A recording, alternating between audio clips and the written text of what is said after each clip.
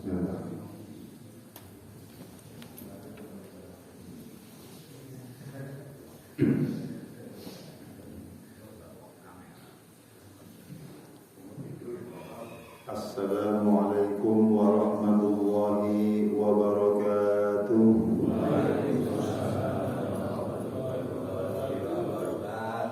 Bismillahirrahmanirrahim. Alhamdulillahirabbil alamin.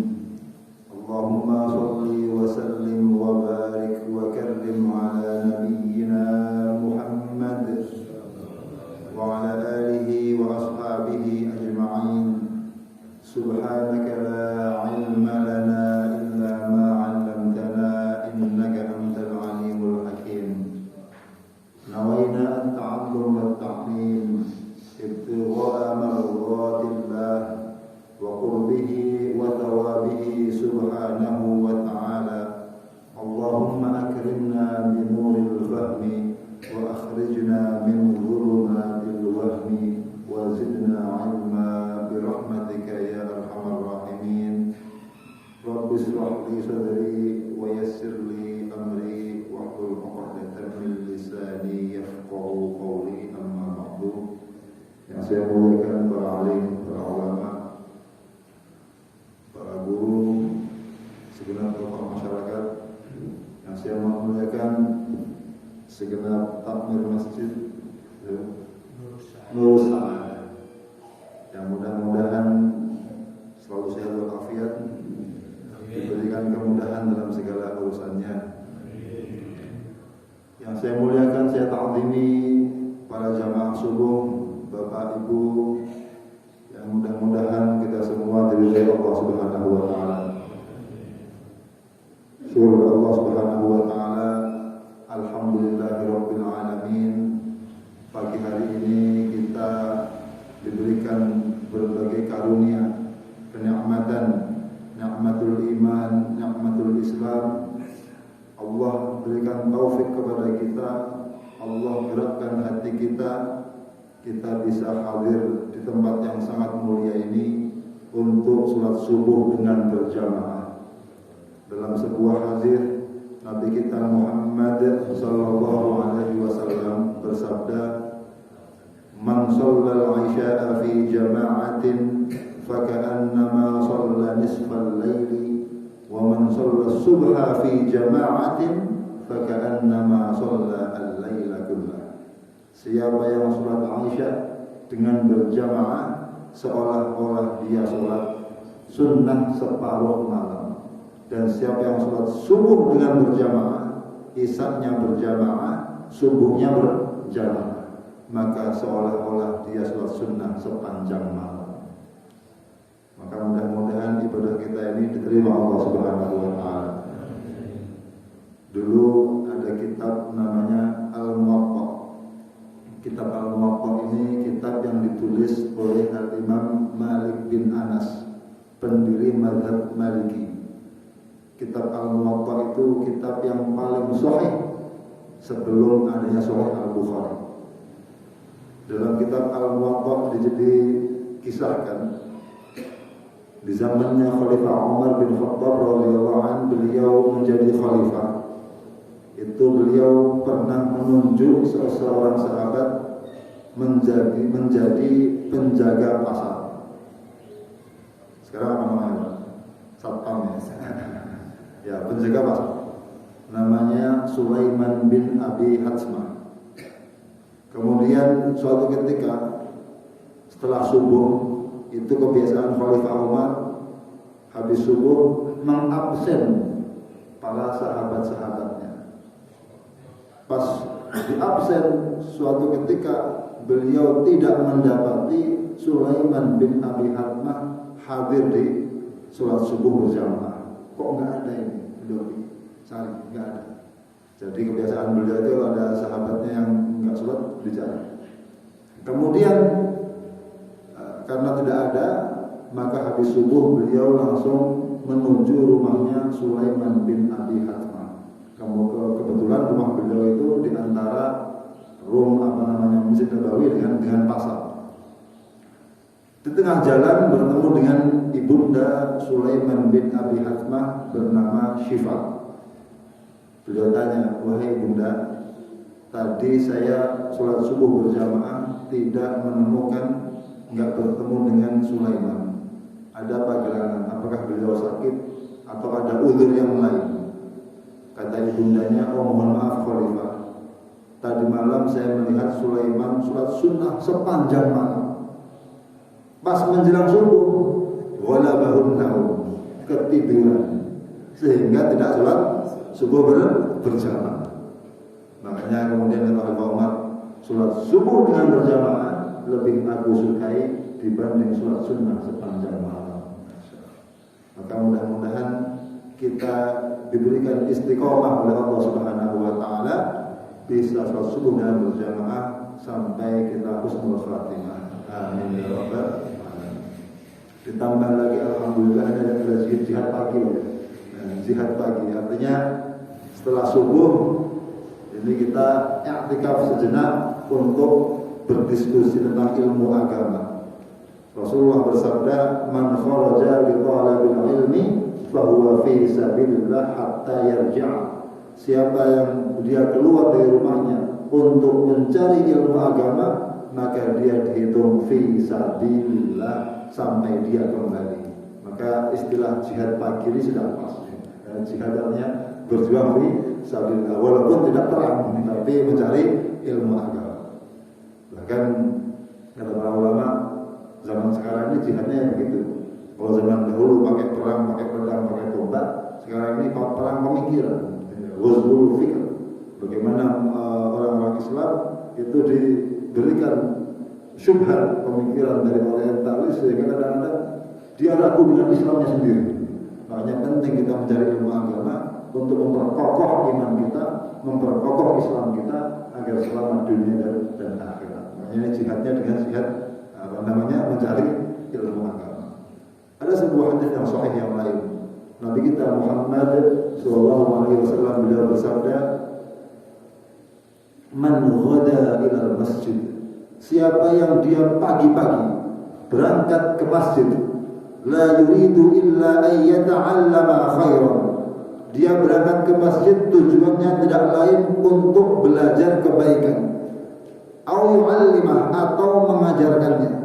Dia datang ke masjid tujuannya untuk belajar satu kebaikan atau mengajarkannya. Sabda Nabi, kana lahu ka ajri hajjin tammatin hajjatuh, mendapatkan pahala haji yang sempurna hajinya.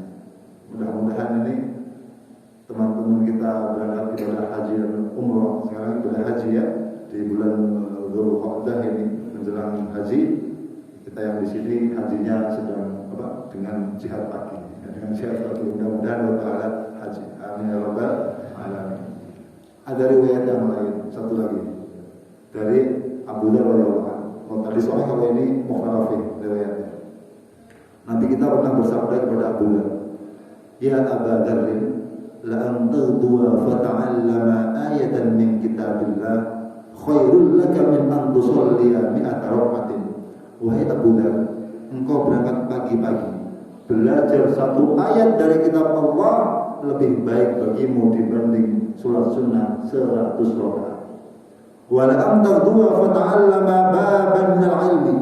Engkau berangkat pagi hari untuk belajar satu bab dari ilmu. Umila bihi aw lam yu'mal, diamalkan atau belum, belajarnya itu khairun min an tusalliya al-faraqatin, lebih baik dibanding sholat sunnah 1000 rakaat. Kok bisa begitu? Kata para ulama, karena kalau sholat sunnah itu manfaat buat siapa? Buat diri sendiri. Kalau mencari ilmu untuk siapa? Untuk diri kita, disampaikan pada istri kita, kepada anak kita, kepada murid kita punya murid lagi, terus sampai hari kiamat tidak habis-habis.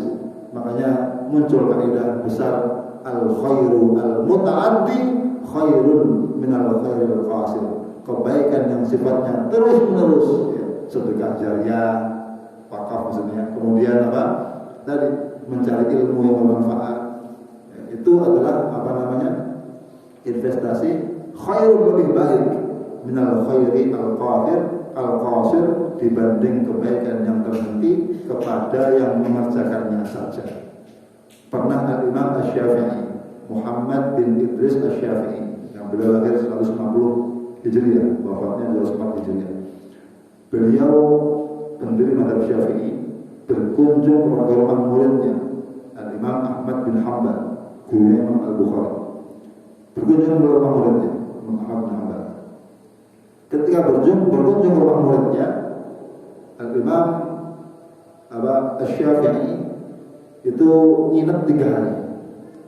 Selama 3 hari itu anaknya Imam Ahmad protes kepada bapaknya. Bapak, dia ada pada katanya gurunya bapak itu ulama besar, betul-betul Imam Syafi'i menerima mazhab. Tapi kenapa enggak seperti bapak? Kenapa enggak seperti itu? Mesti bagaimana? Bapak itu saya lihat kalau siang puasa, kalau malam bangun malam sholat terus gitu. Lah, gurunya bapak Imam Syafi'i saya lihat 3 hari di sini itu kalau malam hari itu tidur, nggak sholat. Kalau siang hari makannya banyak, nggak puasa, makannya banyak. Malamnya tidur, siangnya makannya banyak. Terus saya lihat sholat subuh nggak pakai wudu. Ini lebih salah lagi, nggak pakai wudu sholat subuh. Nah kata Imam Syafi'i, Imam Ahmad, ya tanyakan sendiri pada Imam Syafi'i. Ketika sedang pada makan ditanya, bagaimana imamnya anak saya kok protes seperti ini? Maka beliau menjelaskan, tadi malam itu saya di kamar tidak tidur. Saya di kamar itu walaupun saya itu berbaring, saya gembang-gembong itu mikir. Mikir apa? Beliau mikir sebuah hadis Nabi. Ringan hadisnya. Ada seorang anak sahabat Nabi yang masih kecil, dia punya guru namanya Abu Umair. Itu hadisnya, ya Aba Umair ma fa'alan Nughair. Anak kecil melihara burung, burungnya mati, dia sedih. Sama Nabi dihibur, wahai Abu Umair, ada apa gerakan tentang burung gitu. Ini kan hadis ringan. Belum mikir ini faedahnya apa di sini. Sampai pada malam itu beliau kurang lebih 20 faedah, ada malam 200 faedah dari hadis tadi itu. Ya Aba Umair ma fa'alan. Beliau bisa memecahkan banyak faedah dari hadis ini. Kata beliau, faedah pertama diantaranya ya, sunnah memanggil anak kecil dengan panggilan Abu, ya Aba Umair. Biasanya Abu ini untuk yang punya anak. Saya punya anak namanya Abdullah, namanya panggil Abu Abdullah kan begitu. Tapi ini anak kecil dipanggil Aba Umair, oh berarti untuk sunnah boleh. Kemudian yang kedua, sunnah bercanda dengan anak-anak itu asal nggak batas itu sunnah. Jadi bercanda menghibur anak-anak yang masih kecil dan itu tidak menghilangkan muruah. Kemudian yang ketiga, boleh hukumnya memelihara burung asal diberikan makan yang baik, dijaga dan seterusnya. Belum banyak faedah. Kalau ayah kamu ini sholat malam, buat siapa faedahnya? Buat diri sendiri. Kalau saya ini memecahkan faedah hadis ini, faedahnya untuk umat kita beriman. Yang kedua, kenapa saya di sini itu makannya banyak? Karena saya melihat di tempat ini yang halal dan thayyib itu ya di tempatnya ayah kamu ini. Mumpung saya di sini, ya, nyembelihnya halal, masaknya pakai zikir. Mumpung saya di sini, ya saya makan yang banyak gitu kan. Karena saya nggak menemukan yang seperti ini di tempat yang lain. Jadi soal para ulama disuruh makan yang banyak. Karena itu makanannya halal dan thayyib. Masaknya pakai doa. Beda dengan yang di warung-warung yang biasa gitu ya. Yang ketiga, kenapa saya sholatnya itu nggak pakai wudu? Saya belum batal. Semalam itu saya nggak tidur, saya mikir. Jadi belum mikir pertanyaan umat, belum pikirkan sampai nggak tidur. Saya belum batal ya saya langsung sholat subuh. Gitu. Masya Allah. Ini apa namanya kisah para ulama itu seperti itu. Mereka selalu punya dalil dalam segala aktivitasnya. Salawat dan salam kalau kita haturkan kepada Muhammad sallallahu alaihi wasallam, uswah hasanah kita yang semoga kita semua mendapat syafaatnya di yaumil qiyamah. Para guru yang saya muliakan, ini saya alhamdulillah terima kasih banyak bisa silaturahim kepada para guru semua di sini. Ya, bisa sampaikan ini silaturahim yang pertama insyaallah, dan mudah-mudahan tidak yang terakhir juga. Mudah-mudahan ini silaturahim. Saya dulu pernah kenal dengan Ustaz Abdan ini, kawan di Imam Malik di UMP. Ini insyaallah silaturahim mudah-mudahan membawa keberkahan buat kita dan untuk umat, amin ya rabbal alamin. Saya diberikan materi terkait tentang apa hikmah di balik Idul Qurban atau Idul Adha. Para guru yang saya muliakan, Allah Subhanahu wa taala memerintahkan kita untuk sholat Idul Adha, kemudian setelah itu menyembelih kurban. Apa dalilnya? Dasarnya dari surat Al-Kautsar. Allah berfirman, "Inna a'tainakal kautsar," kemudian fasholli li rabbika wanhar. Fasholli dalam tafsir Jalalain diterangkan, salatlah engkau Idul Adha, wanhar dan sembelihlah kurban. Jadi nahar itu menyembelih kurban. Jadi kata nahar itu sama dengan dzabhun. Kalau dzabh itu biasanya menyembelih leher bagian atas. Itu untuk hewan-hewan yang lehernya pendek kayak ayam. Tapi kalau hewan-hewan yang lehernya panjang kayak unta, itu nahar namanya. Yang bagian bawah lehernya yang disembelih namanya nahar. Tapi dua-duanya itu isinya menyembelih hewan. Salatlah engkau dan sembelihlah kurban. Disebut dua ibadah ini. Pertama sholat. Mengapa demikian? Kata para ulama, karena sholat ini mengumpulkan dua ibadah yang besar. Satu ibadah batiniyah, ibadah hati, dengan ada niat, ada muraqabah, merasa dilihat oleh Allah. Yang kedua ada ibadah badaniyah, ibadah jasmani. Kemudian wanhar, sembelihlah kurban, artinya apa? Ini ibadah maliyah yang berupa harta. Jadi kita harus merasa harta kita, tubuh kita ini miliknya Allah Subhanahu wa taala. Sebagai bentuk syukur kita kepada Allah, kita gunakan tubuh kita, hati kita, bahkan harta kita sesuai dengan perintah Allah Subhanahu wa taala. Ketika Allah memerintahkan kita untuk berinfak, untuk berkorban, kita mau berkorban, tanda kita taat kepada Allah Subhanahu wa taala. Dan itulah tujuan manusia. Allah ciptakan, wa ma khalaqtul jinna wal insa illa liya'budun. Tidaklah aku ciptakan jin dan manusia melainkan untuk ibadah kepadaku, di antara dengan menyembelih hewan kurban. Para guru yang saya muliakan, apa hikmah di balik perintah kurban itu? Kata para ulama, yang pertama hikmahnya adalah agar kita mensyukuri nikmat Allah Subhanahu wa taala. Kalau kita mengingat ayat tadi, fasholli li rabbika wanhar. Ayat sebelumnya adalah inna a'tainakal kautsar. Sesungguhnya aku wahai Muhammad memberikan kepada engkau al-kautsar. Apa itu al-kautsar? Kata para ulama tafsir, al-kautsar adalah kebaikan yang sangat banyak. Rasulullah itu diberikan oleh Allah Al-Quran, ya, diberikan wahyu, diberikan petunjuk, hidayah, dan lain sebagainya. Ada yang mengartikan Al-Kautsar adalah telaga Kautsar yang nanti Allah siapkan untuk Nabi kita Muhammad Sallallahu Alaihi Wasallam. Dan mudah-mudahan kita semua diberikan izin oleh Allah untuk minum dari telaga Kautsar. Dalam sebuah riwayat hadis, Al-Kautsar, telaga Kautsar itu luasnya, panjangnya itu seperti musafir yang dia berjalan 1 bulan luasnya. Lebarnya juga sama, persegi. Airnya lebih putih dibanding susu dan sangat manis.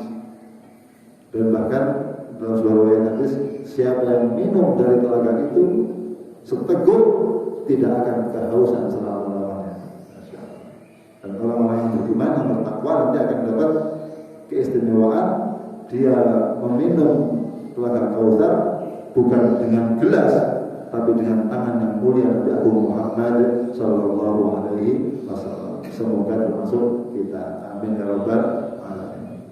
Lah bentuk tadi setelah Allah menyampaikan, wahai Muhammad, aku telah berikan kepada engkau berbagai nikmat yang sangat banyak, maka bersyukurlah engkau kepadaku dengan cara fasolli rabbika wanhar. Salatlah engkau salat Idul Adha dan sembelihlah kurban. Ada yang mengartikan fasolli ini salatnya salat fardhu waktu, tapi dalam tafsir Ibnu Katsir tafsir lain itu diterangkan di antara tafsirnya adalah salat Idul Adha. Jadi perintah Idul Adha dalam rangka apa? Kita mensyukuri nikmat Allah kepada kita atas segala karunia limpahan rahmatnya kepada kita. Itu yang pertama. Yang kedua, ibadah Idul Adha ini merupakan suatu ibadah yang Allah Subhanahu wa taala mensyariatkan untuk kita agar kita mengenang seorang tokoh yang begitu mulia, seorang tokoh yang disebut sebagai Khalilullah, Nabiullah Ibrahim alaihissalam. Ini munculnya ibadah Idul Qurban. Siapa Nabiullah Ibrahim alaihissalam? Beliau adalah seorang hamba Allah yang begitu taat kepada Allah, bahkan mengorbankan segala yang beliau punya untuk mentaati perintah Allah Subhanahu wa taala. Karena beliau berkorban luar biasa sehingga Allah berikan beliau predikat, bahkan beliau disebut dengan Abul Anbiya, bapaknya para nabi. Mengapa demikian?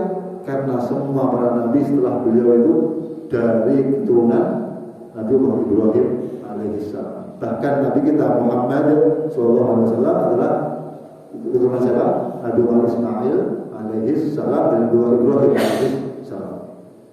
Keluarga Nabi Ibrahim alaihissalam.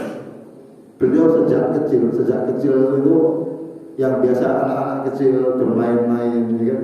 Beliau tidak berani menentang bapaknya. Bapakku, kenapa kau buat patung-patung ini? Kok disembah buat apa? Masih kecil. Ya, kalau Ibrahim mau li abihi azan, atatakhidu asnaman alihah. Inni araka wa qaumaka fi dhalalin mubin. Wahai aku azan, kenapa kau bikin patung dibuat sendiri kok disembah? Itu beliau sudah protes sejak kecil. Sudah menginjak dewasa, radikal. Saya radikal gitu ya. Beliau datang ke tempat penyembahan, dihancurkan patung-patungnya, dihancurkan sampai beliau dibakar. Subhanallah. Itu dari mulai kecil dibakar. Kemudian lama ya, beliau tinggal di daerah Syam, awalnya di daerah Irak. Allah perintahkan beliau untuk hijrah ke daerah Syam di Al-Aqsa. Beliau datang Al-Aqsa. Al-Aqsa ini yang pertama bangun adalah Nabi Ibrahim alaihissalam. Nabi Sulaiman hanya merenovasi. Beliau tinggalkan kampung halamannya demi perintah Allah Subhanahu wa taala. Dari Al-Aqsa suruh pindah lagi kemana? Ke Baitullah Al-Haram di Mekah Al-Mukarramah. Zaman dulu bukan seperti sekarang, berpindah enak, naik pesawat dulu, jalan kaki, naik kendaraan onta seperti itu. Beliau taati karena perintah Allah. Lama punya putra, beliau minta putra, ya Allah, Rabbi habli masyaih. Dapat putra Nabi Ismail alaihissalam. Sama Allah disuruh untuk ditinggalkan di padang pasir yang sangat tandus, yang tidak ada tumbuhan, bahkan tidak ada manusia di sini. Masya Allah. Karena itu perintah Allah, beliau ikuti. Bahkan falamma balagha ma'ahu sa'ya, ketika Nabi Ibrahim alaihissalam sudah menginjak usia balik begitu, Nabi Ismail Datang perintah Allah yang berikutnya yang berat, yaitu apa? Disuruh untuk menyembelih putranya Nabiullah Ismail. Sampai suatu ketika Ibrahim tanya, nggak tega mau menyembelih, nggak tega. Wahai anakku Ismail, inni ra'aitu fil manami anni adbahuka fanzur madza tara. Wahai anakku, saya semalam melihat aku menyembelihmu. Apa pendapatmu? Ini menarik itu. Dan anak beliau yang dididik oleh beliau, oleh ibunda Hajar, menjawab jawaban yang luar biasa. Ya, qala ya abati if'al ma tu'mar satajiduni insyaallah minas sabirin. Wahai bapakku, kerjakan apa yang Allah perintahkan kepada Tuhan. Insyaallah saya termasuk orang-orang yang sabar. Jadi ini keluarga yang luar biasa. Makanya muncul ibadah haji kan mengingat-ingat ibadahnya Nabiullah Ibrahim alaihissalam. Beliau hanya Masya Allah. Jadi anak yang soleh, anak yang berhasil dididik oleh bapak yang luar biasa, bisa mengatakan kalau itu perintah Allah kerjakan, walaupun dengan menyembelih diri. Subhanallah. Kemudian akhirnya ya, Allah tidak menginginkan Nabi Ibrahim untuk menyembelih anaknya, tidak, tapi ingin menguji apakah cintanya kepada anaknya itu mengalahkan cintanya kepada Allah Subhanahu wa Ta'ala. Ternyata tidak. Ternyata cintanya kepada Allah lebih tinggi, lebih besar dibanding cinta beliau kepada anaknya yang sudah lama dirindukan oleh beliau. Ketika datang perintah untuk menyembelih, belum ada menyembelihnya, datang setan. Wahai Ibrahim, kenapa itu kamu mau sembelih? Ya, jangan, kita anak pertama. Sambil dilempar dengan batu, dilempar. Enggak berhasil menggoda Nabi Ibrahim, pergi setannya, menggoda Hajar, sama Hajar dilempar lagi. Menggoda anaknya, dilempar lagi. Muncul ibadah melempar sumur. Enggak berarti melempar setan, artinya hanya simbol supaya kita mengenang.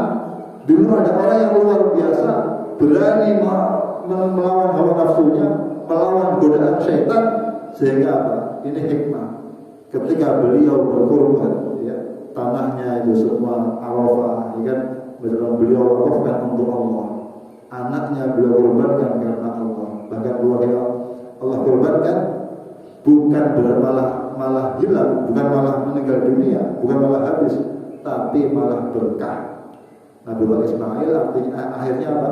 Akhirnya Allah berikan usia yang panjang, bukan meninggal dunia, usia yang panjang yang kemudian melahirkan Nabi kita Muhammad Sallallahu Alaihi Wasallam. Artinya apa?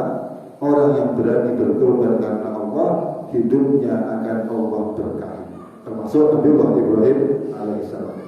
Para guru yang saya muliakan, itu hikmah yang kedua, kita disuruh untuk mengingat kembali sejarah Nabiullah Ibrahim alaihissalam, keluarga yang begitu berkah karena mereka itu mau berkorban.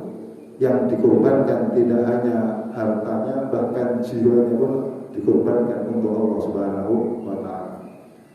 Dan kita di sini disuruh apa? Untuk tasyabuh, hanya apa namanya? Menyerupai, pengen menyerupai. Kalau korban semuanya nggak bisa, tapi menyerupai. Jadi dengan kambing, dengan sapi. Rasulullah bersabda, "Man tasyabbaha biqaumin fahuwa minhum." Siapa yang menyerupai, ikut-ikutan dengan suatu kaum, akan Allah kumpulkan dengan mereka. Mudah-mudahan kita itu menyembelih kurban karena ikut-ikutan Nabiullah Ibrahim alaihissalam, kita ikut dikumpulkan dengan Nabiullah Ibrahim alaihissalam. Para guru yang saya muliakan, di antara hikmah yang berikutnya adalah kita di bulan kurban ini, di hari raya yang Idul Adha, ini adalah hari raya yang kita kaum muslimin disuruh untuk berbahagia.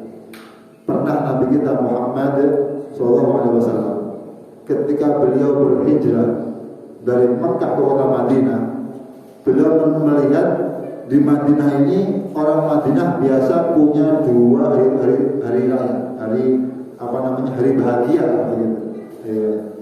Maka Rasulullah bersabda, Allah Subhanahu wa taala telah mengganti untuk kalian dengan 2 hari raya yang itu sangat mulia. Pertama Idul Fitri, yang kedua Idul Adha. Bahkan suatu ketika pernah Nabi kita itu masuk rumah Sayyidah Aisyah. Kemudian di hari Idul Adha atau Idul Fitri, ketika masuk rumah itu ada jariah, beberapa anak kecil sedang bernyanyi. Sama Nabi dibiarkan pakai rebana. Kemudian masuk Abu Bakar radhiyallahu anhu. Maka mana Abu Bakar? Apa ini? Kok seluruh setan di rumah Nabi gitu kan? Ada apa nih nyanyi seperti ini? Kabarkan sabda Nabi, "Dak ya Abu Bakar, biarkan supaya orang Yahudi, orang Nasrani tahu bahwasanya dalam agama Islam itu ada longgarnya juga gitu. Enggak sepakan ngaji terus enggak juga gitu. Ada waktu bahagia, ada waktu gembiranya, yaitu apa? Di hari Idul Fitri dan Idul Adha. Itu perintah untuk berbahagia. Ditambah lagi berbahagia tidak hanya sendirian. Kita disuruh untuk menyembelih kurban agar kita punya rasa empati dengan sesama. Ya, makanya ada Idul Kurban untuk menyembelih kurban, dan kurban itu dibagi kepada fakir miskin agar jangan bahagia sendiri, tapi orang lain juga merasakan kebahagiaan itu. Makanya Rasulullah menyuruh kita untuk menyembelih kurban di hari Nahar. Para guru yang saya muliakan, ketika menyembelih Idul Adha kita disunahkan ya untuk pakai pakaian yang bagus, itu yang menampakkan bahagia, menampakkan rasa senang. Nah, bedanya kalau dalam hari Jumat, itu kan pakaiannya putih, ya kan? Walaupun kan yang paling bagus. Kalau hari Idul Adha atau Idul Fitri itu yang sunnah yang paling bagus, walaupun bukan warna putih, untuk menampakkan kebahagiaan, menampakkan rasa gembira karena Allah berikan hidayah Islam tadi. Baca takbir, keliling pasar, takbir, bahkan kalau di Idul Adha ada 2 takbir, takbir mursal dan takbir muqayyad. Takbir mursal kapan? Mulai terbenam matahari, ya kan? Nanti bahkan mulai pagi hari Arafah sudah sunnah baca Allahu Akbar itu sunnah. Mulai tanggal 9 Arafah itu kita menghajibin seperti itu. Nah, sampai nanti malam Idul Adha, sampai kemudian sholat Idul Adha. Itu setiap jalan, di lorong, di pasar sudah bisa takbir. Nah, ada yang muqayyad kapan itu? Setiap selesai sholat. Sampai kapan? Sampai akhir hari tasbih itu baca takbir. Dan itu apa? Tidak hanya sholat fardu, habis sholat Isra takbiran, sholat duha takbiran, itu sunnah untuk menampakkan rasa bahagia, rasa gembira kepada Allah Subhanahu wa taala. Di antara hikmah lagi mengapa kita disuruh untuk ada syariat Idul Adha, di antaranya adalah agar kita berkumpul bersama-sama. Jadi dari segala penjuru berkumpul untuk Idul Adha, dan ketika kumpul itu menghilangkan rasa kedengkian, rasa iri yang pernah diam-diaman bersalaman dan lain sebagainya. Itulah beberapa hal yang berkaitan dengan Idul Kurban. Masih banyak hikmah-hikmah yang lainnya. Dan di antara adab ketika Idul Adha, yang pertama bagi yang hendak menghadiri sholat Idul Adha sunnah untuk mandi. Nah, mandinya itu kalau hari Jumat itu sunnah mandi pagi hari subuh. Tapi kalau Idul Adha sejak mulai malam hari, pertengahan malam sudah sunnah untuk mandi. Kemudian pakai minyak wangi, memotong kuku dan lain sebagainya. Kecuali bagi yang hendak kurban. Bagi yang hendak kurban, Rasulullah bersabda, jangan memotong kuku terlebih dahulu sampai kurbannya disembelih. Jangan memotong kuku dulu sampai sebelum kurbannya. Yang kedua tadi sunnah untuk at-tabkir. Ketika Idul Adha sunnah untuk bersegera berangkat pagi-pagi, kalau bisa jalan kaki, kalau jauh ya naik kendaraan. Tapi kalau bisa jalan. Dan sunnahnya yang ditempuh jalannya itu berangkat dengan pergi berbeda. Sunnah begitu. Rasulullah SAW beliau ketika hadir sholat Id, khalafat thariq, beliau berangkat dengan pulang berbeda. Tujuannya apa? Supaya banyak yang menjadi saksi beliau ketika menghadiri sholat Idul Adha. Berangkatnya jadi saksi, jalannya pulang jadi saksi, berbeda seperti itu. Kemudian sunnah untuk apa? Kalau Idul Adha itu makannya setelah Id, ya, setelah Id. Kemudian ziarah arham, mengunjungi kerabat, memperbanyak sedekah, ya, dan kemudian bertakbir sampai nanti hari akhir dari tasyrik, hari yang ke-3. Baik, bagi yang tidak kurban, sunnah untuk tidak potong kuku atau rambut, ya, menyukur jenggot, menyukur kumis dan lain sebagainya. Rasulullah bersabda, "Idza ra'aitum hilal dzulhijjah," kalau kalian melihat hilal dzulhijjah, wa arada ahadukum an yudhi, dan kalian pengen berkorban, fal yumsik an sya'rihi wa adfarihi, hendaknya jangan memotong rambut maupun kukunya.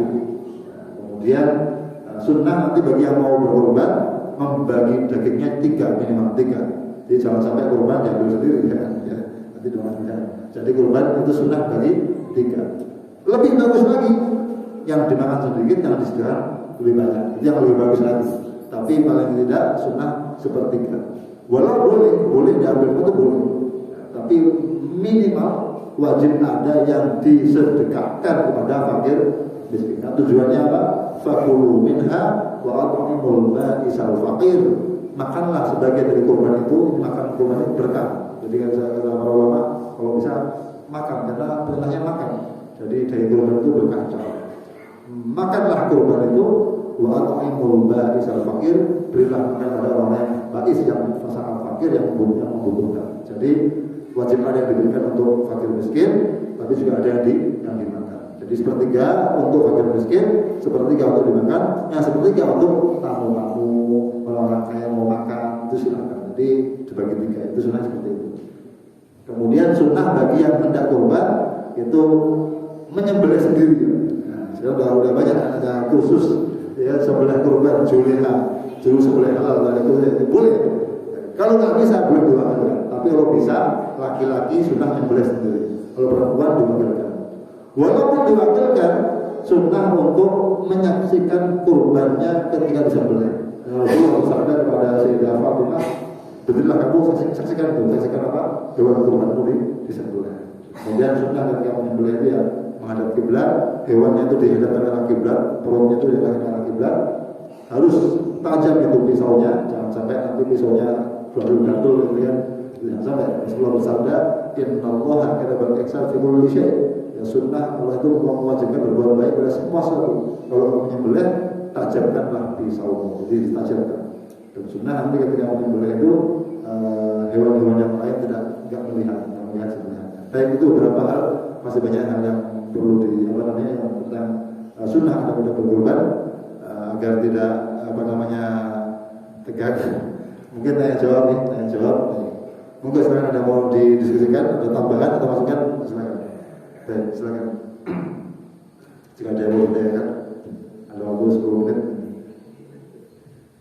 Silakan kalau ada yang mau ditanyakan terkait kurban, ya. Mungkin hewan kurban seperti apa? Ada yang kurban sapi, kurban kambing,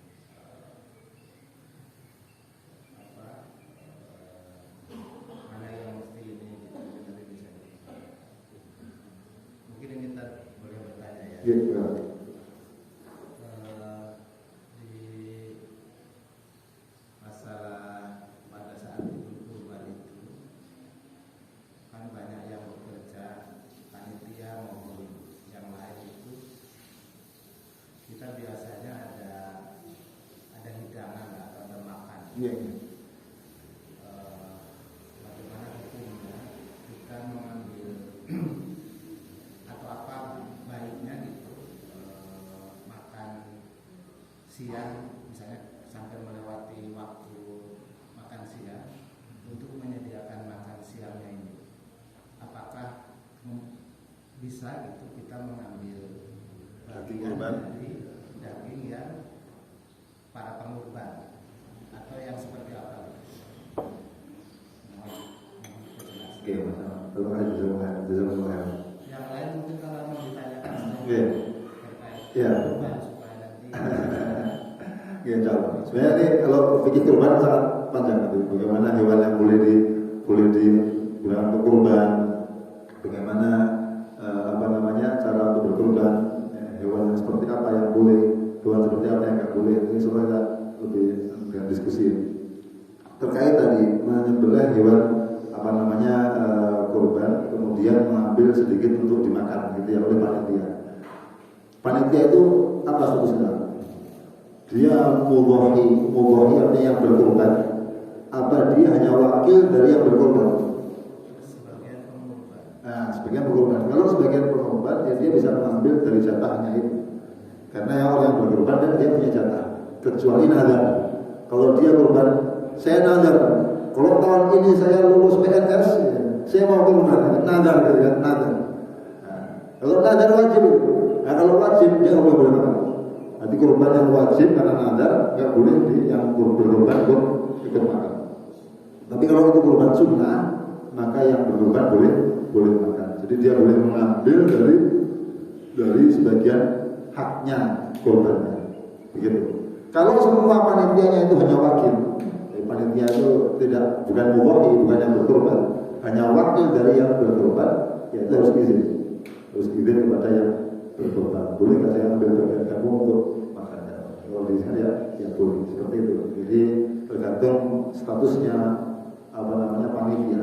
Kalau dia mudhahi yang berkorban sendiri, maka ya itu boleh dia mengambil bagiannya untuk dimakan. Jelas ya? Oke. Ada lagi mungkin? Oke, monggo.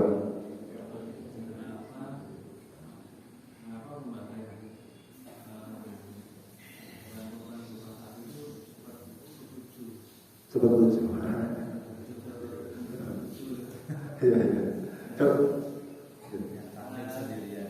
Ada harus kibas atau domba ya, waktu Ismail diambil dengan hewan itu belum kibas ya. Iya. Ada onta, ada yang sapi atau barang gitu. Ya. Dalam Al-Quran ada onta. Wal-budna ja'alnakum. Insyaallah artinya unta itu kami jadikan sebagai tanda syiar Allah. Jadi unta itu sudah ada perintah dalam Al-Quran untuk berkorban unta. Dan itu juga dari hadis Nabi. Jadi kalau unta kemudian sapi itu untuk 7 orang. Walaupun Nabi sendiri pernah beliau berkorban itu pakai kambing.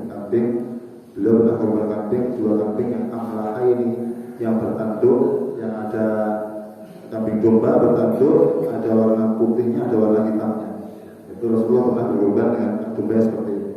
Ya itu kebolehan. Itu Rasulullah sudah memberikan batasannya ya. Kalau unta bisa untuk 7 orang, ya kan? Kalau sapi bisa untuk 7 orang. Kalau kambing 1 orang. Pertanyaannya, boleh nggak korban unta saja? Ya boleh, sekarang boleh. Boleh nggak sapi aja? Boleh. Makanya korban yang terbaik ya unta. Wal-budna. Ini lain dengan ayat korban. Itu yang terbaik unta. Nggak bisa sapi, nggak bisa kambing. Pertanyaan berikutnya, Ustaz, mending mana? Kambing 7, sapi 1, gitu kan? Ya kan? Ini ulama beda pendapat.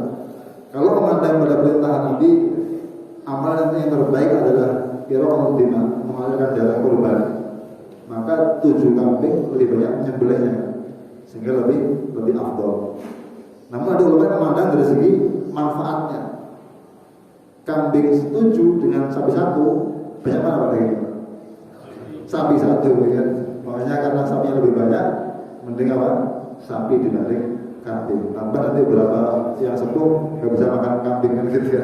Sehingga ya sapi lebih utama. Jadi dilihat tadi ada 2 pendapat dalam Syafi'i ini ada 2 pendapat. Satu, melihat dari menyembelihnya lebih utama kambing karena banyak disembelih darah yang dialirkan. Ada yang mengatakan tadi itu sapi lebih utama karena lebih banyak dagingnya sehingga banyak manfaat kepada fakir miskin. Itu masalah. Tapi mengenai apa hikmah di balik itu orang bisa. Tapi itu ada ayatnya. Kalau unta itu nas Quran. Dan contoh Rasulullah memang seperti itu.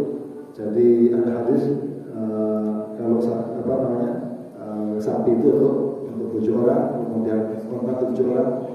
Dan kadang-kadang apa? Hikmah itu kita nggak bisa lakukan. Kenapa enggak pasti enggak 5 orang? Kenapa enggak 6 orang? Jadi sudah pasti seperti itu. Kenapa enggak 4 orang aja ya? Gitu. Tapi walaupun itu 1 orang boleh, mau kambing, mau sapi sendiri boleh. Dan itu lebih utama. 1 orang korban sendiri sudah sah. Begitu saja.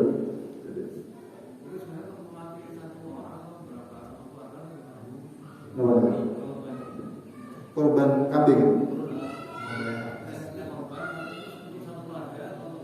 Sapi 7 orang mesti keluarga. 7 orang itu artinya 7 keluarga. Atas nama keluarga.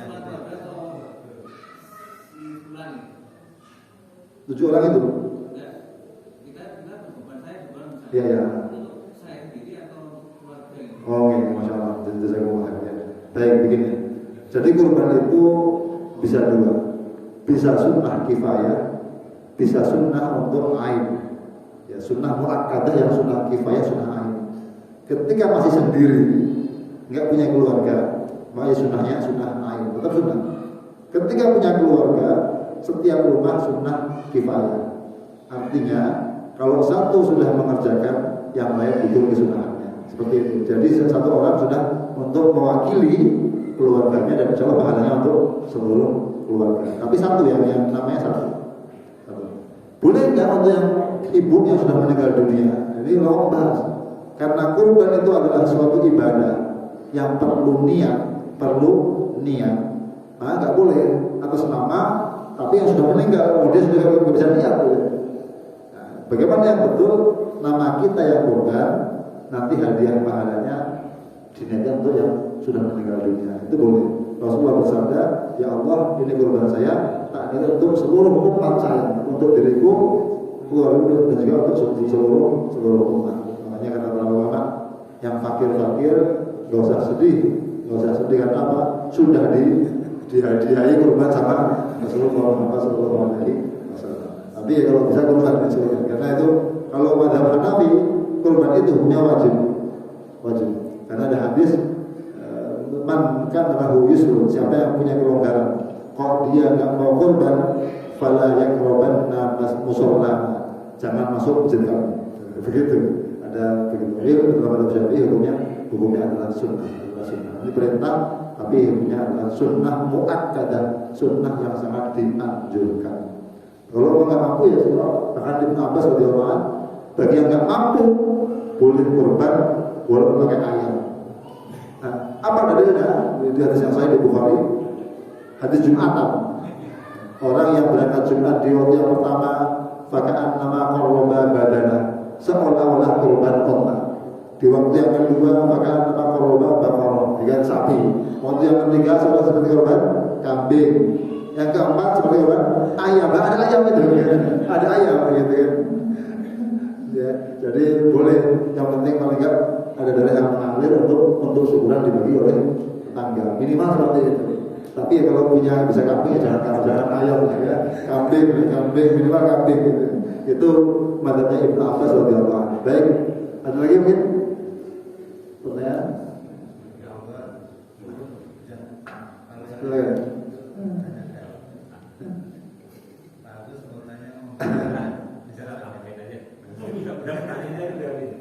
Assalamualaikum warahmatullahi wabarakatuh. Waalaikumsalam warahmatullahi wabarakatuh. Saya ingin anda pertanyaan juga sudah ditanya. Iya, boleh. Cuma akhirnya buat pertanyaan yang lain. Selama ini kan korban selalu binatang yang berjantan. Berjantan boleh ya. Dan jarang sekali kita menemukan korban yang Betina. hewan betina. Ya. Hingga akhirnya dijadikan anekdot, selalu dikatakan bahwa wanita yang biasa ibu-ibu jangankan dikorbankan, mau disalahkan aja nggak bisa. Dan ya kalau korban betina itu ada nggak dalilnya? Mungkin itu salah. Iya, boleh. Begini kan, jadi ketika Rasulullah itu mengorbankan syah itu kan kambingnya. Dan kata syatun itu memang apa namanya, kambing itu umum, jadi tidak hanya yang jantan, tapi boleh yang betina. Dan ulama sepakat memang kurban itu yang boleh yang jantan, boleh yang betina, itu nggak masalah. Tapi mungkin begini, ulama itu mengambil yang mana yang terbaik mungkin gitu kan. Yang betina kan masih produksi, gitu ya, bisa untuk beranak pinak. Nah, ya, maka yang jantan mungkin yang lebih mahal, karena kurban itu kan kalau kita melihat kisahnya, kurbannya sudah ada sejak zaman Nabi Adam alaihissalam. Ketika Nabi Adam alaihissalam menyuruh putranya, "Watlu alaihim naba'a bani Adam